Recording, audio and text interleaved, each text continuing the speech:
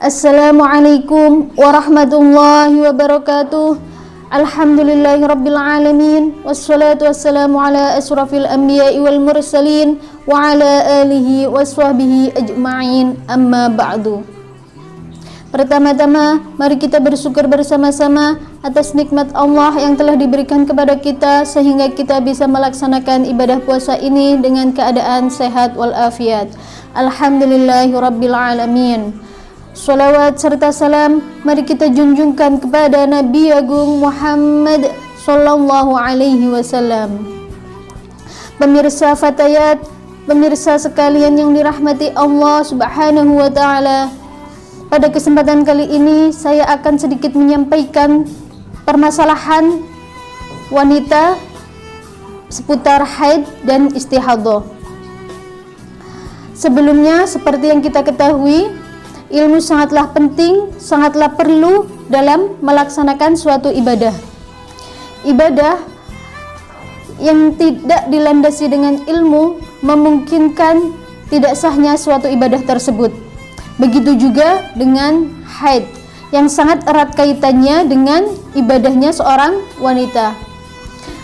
Haid atau yang biasa disebut dengan menstruasi.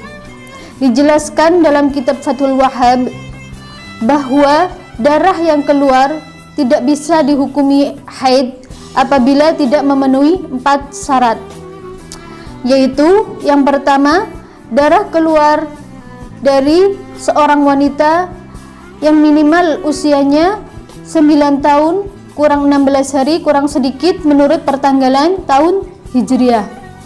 Jika belum memasuki usia tersebut, maka darah yang keluar tidak dihukumi darah haid.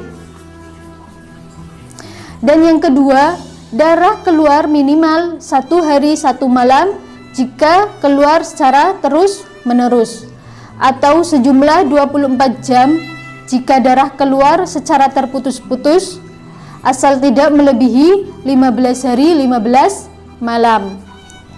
Dan yang ketiga, darah keluar tidak melebihi 15 hari 15 malam jika keluarnya secara terus menerus.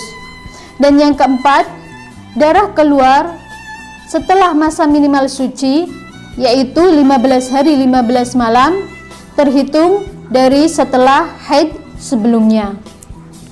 Dengan demikian, jika seorang wanita mengeluarkan darah yang mana tidak memenuhi 4 syarat tersebut, maka darah tersebut tidak dihukumi darah haid, akan tetapi disebut darah istihadah atau darah fasad. Pemirsa sekalian yang dirahmati Allah, dijelaskan juga dalam kitab Safinah, adapun seorang wanita yang sedang mengalami haid diharamkan melakukan beberapa hal, di antaranya sholat baik wajib ataupun sunnah, puasa baik wajib ataupun sunnah, tawaf baik wajib ataupun sunnah, sujud syukur atau tilawah, membaca Al-Quran, menyentuh atau membawa Al-Quran, melewati masjid takut akan menetesnya darah, diam di masjid, dicerai, dan bersetubuh. Jika seorang wanita mengalami haid pada waktu bulan Ramadan, maka dia wajib mengqadha puasanya di bulan lainnya, berbeda dengan sholat.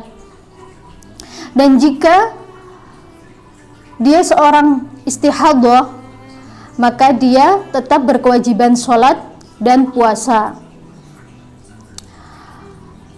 karena dia dihukumi seperti halnya orang yang daimul hadas, orang yang selalu mengeluarkan hadas, maka tidak wajib mengqadha puasanya. Pemirsa Fatayat sekalian, berkaitan dengan ibadahnya seorang wanita yang mengalami haid, adapun hal yang perlu diperhatikan yaitu dalam permasalahan qadha sholat. Diterangkan dalam kitab Sulam Taufik, jika seorang wanita mengeluarkan darah masuk dalam waktu sholat yang mana cukup untuk melaksanakan sholat dan dia belum melaksanakannya, maka wajib baginya mengqadha sholat tersebut ketika dia suci. Dan jika darah berhenti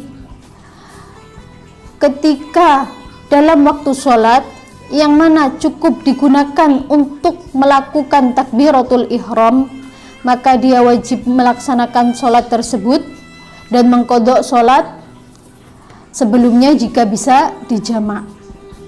Contoh, seorang wanita mengeluarkan darah ketika jam 2 siang dan dia belum melaksanakan sholat. 5 hari kemudian darah berhenti ketika sholat asar, tinggal 1 menit menjelang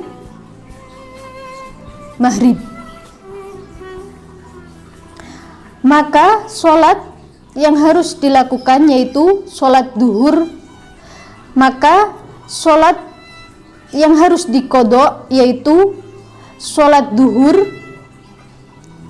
karena datangnya haid dia belum melakukan sholat dan waktunya sudah cukup untuk melakukan sholat.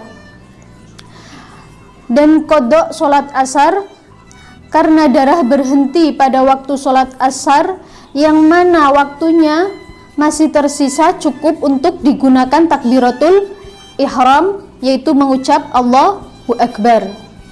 Dan mengqadha sholat duhur karena sholat duhur bisa dijamak dengan sholat asar.